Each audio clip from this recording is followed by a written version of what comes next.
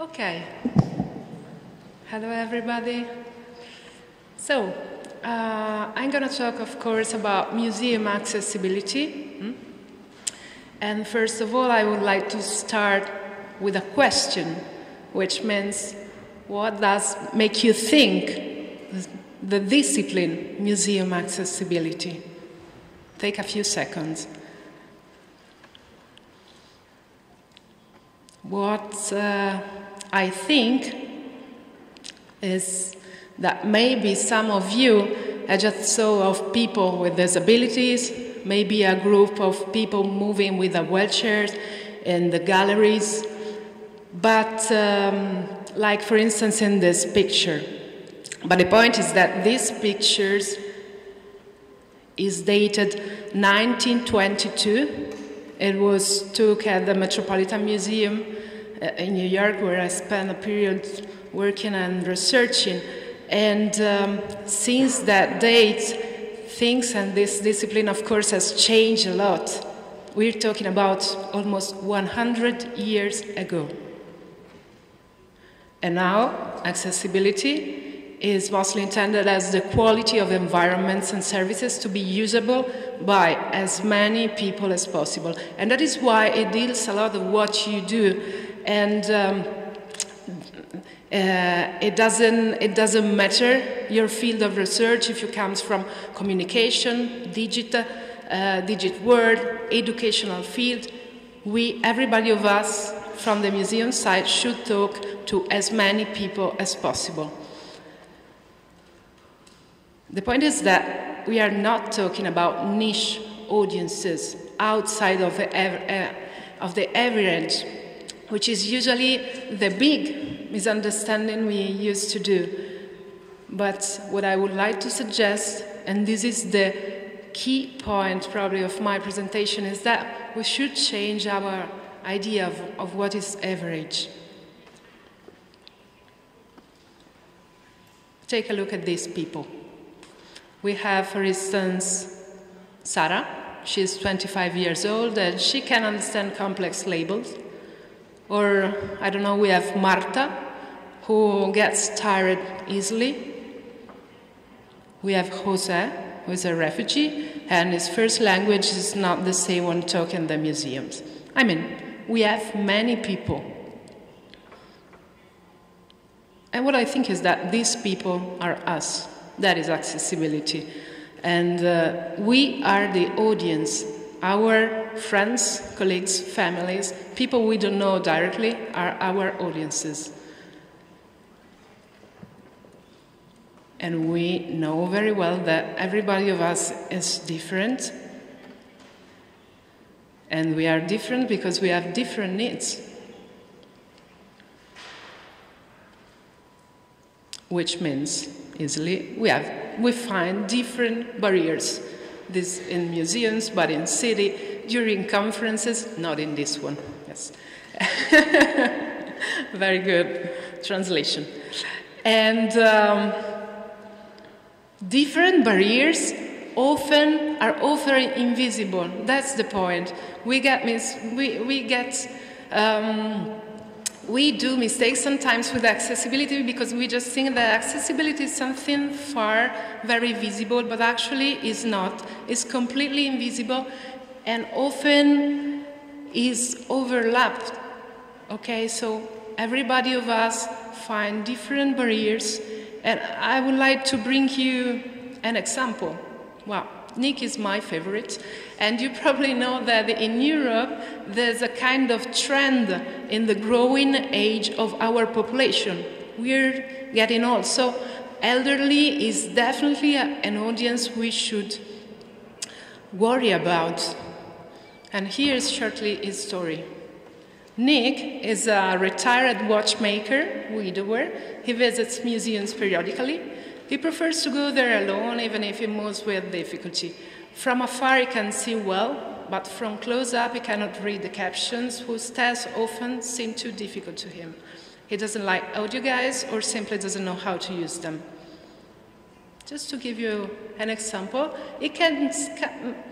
I mean, it can sound obvious, of course, but the point is start to be analytics and try to really question our audiences.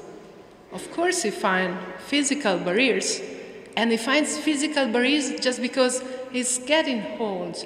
And it's something that everybody of us could approach in future, for instance, or by chance broken a leg. And sensory barriers, because from close-up, he cannot read the captions. Text sometimes seem too difficult to him, especially when are the same one from the catalogs, for instance, and not written in an easy-to-read language. And, well, I'm sorry to say, but it happens. He doesn't like audio, guys, and he doesn't know how to use an app, which doesn't mean that all the elderly, all the elderly is the same, definitely, but it's something that we should consider, that digital is definitely a tool, very useful, but for someone can be a barrier.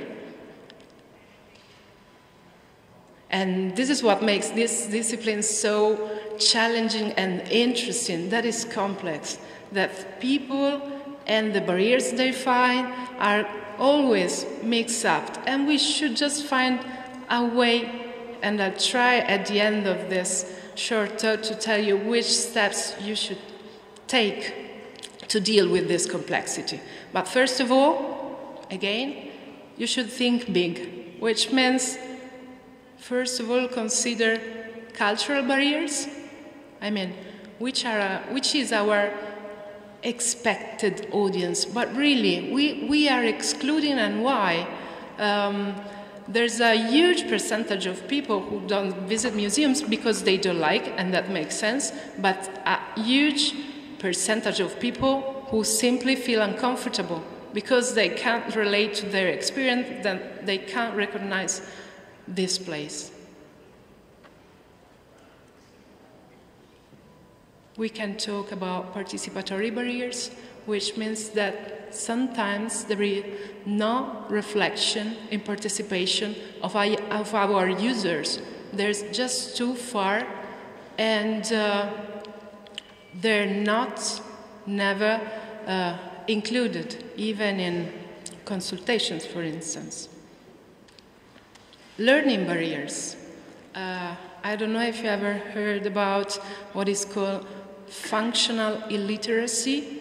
It's that topic for which in Italy, for instance, 3 people on 10 can't fully understand an article from a newspaper, which, be careful, doesn't mean that we have to lower down the quality of our content. Definitely not. But we have to support and try to include those people in a way that the museum could, again, be a further tool for their lives. Something different. Well, information barriers are definitely barriers. We can do the most amazing programs, and but if you don't communicate them, you don't give very detailed information, it's kind of unuseful. They're not accessible at all. And what I would like to underline is that accessibility can be very cool, definitely. I spent many months researching the United States, and for instance, take a look at the website of the Whitney Museum and take a look how they make kind of pride of how they reach their page about accessibility. And this is definitely a topic useful to deconstruct stereotypes, also about people. And access can be low cost. And we can do very interesting and powerful and relevant projects and develop ideas with very short amount of economical resources. Take, for example, Instagram. I don't know if you know that the most visual app is also used by people with visual impairments. I don't know if you ever thought about that. Well, you just need to describe picture because Instagram is used, And it's like keeping a correct grammar for whatever you do. Again, the point was think big. And think big means that sometimes we refer to people with disabilities just because it's helpful to think to the wall. I mean, think to a mom pushing a stroller. Or again, think to this woman who probably in the past, when she was younger, she used to go to museums every week, but now she can no more because she can't simply read the labels or she can't find any seats around. So, the point is just to split out our topics and areas and try to understand where we could do something different. Because this is kind of obvious, but in the reality it's not. Accessibility is useful for all. And it's useful for all because it impacts strongly on the quality of the museum experience. This is Nick, you know him. And, well, at the very beginning I found kind of digital barriers. The parking was quite far, it took a while. The ticket was a good price and no problem to pay, but the labels now were written too small and he forgot his magnifier at home. Few seats, and luckily at least the coffee shop where everything were easy to understand and easy to order a coffee. But again, it's not just made think easy in the sense of contents, easy in the sense of users. And that's accessibility allows us to innovate our relation with all the audiences. And just because diversity drives innovation and we just experimenting new programs and new solutions, we can get ideas to apply to all the programs, and that is really, really powerful. And again, last but not least, accessibility is coherent with museums' aims. It fosters critical thinking against any idea of normalcy. We usually tend to think what is normal, what is special, but the point is that in a museum, is this a normal pipe? What is this? So, okay, let's turn it practical. Can I make just a question to the audience? How many of you come from the communication field? Okay, was not the right question. Digital field? Okay, many, but not everybody. Educational? No, from it.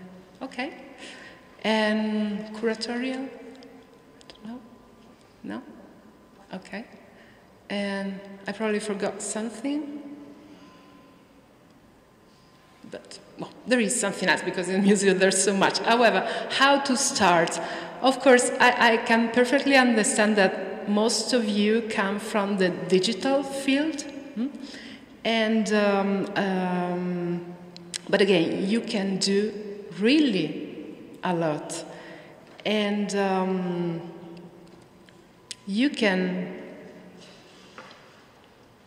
start really easily. And which means plan, first of all, whatever you do, and research. Research means also start from Google. Plan and research, and then ask and involve. And involve experts from other disciplines, users always, organizations already working with these audiences, but sometimes also universities. Okay. Step 3, you are kind of a team, and now you should identify barriers. Which barriers on your social media, which barrier on your website, which barrier in your museums. It's not that hard to find them. There are checklists. You don't have to invent anything, and involve people. And then, again, which is something we were saying this morning, test solutions and assess, okay? Try to understand which output and which outcomes you need to understand and to implement your solution. And then tell your boss. I mean, you need to scale your project because the idea is to make you, well, the revolution, but the revolution really can start, and I saw in Italy, but not only, also in other countries, revolution starting from very small, from one person in a museum who decided that this topic was relevant. So tell your boss, scale your project, involve the whole institution. This is the perfect process, of course, but again, you can bring powerful but easy and low-cost samples. Well, the British Museum, for instance, okay, could be it's an easy model. If you take a look at the website, at the accessibility page, of course, access is written very clearly in the homepage, where there are many and many information, including, for instance, how many steps you have at the entrance. And those steps are 12, okay. It's not expensive, it's not complicated to put as many information as you can. And that information is relevant to many people. And then, this is to make it perfect. Define guidelines and policies within the institution itself, because access can rely on personal sensitiveness, which is what usually happens, but is not the perfect thing. So, but if your museum does not agree with all this process yet, well, and here I close. Just keep on trying and be patient, because I really think that it's just issue of time. We're just getting, this is kind of contagious, and I think that we just need to wait with a few time and the new generation of experts, and I hope that you could be somehow involved in this change, really could affect the system. So, I finished.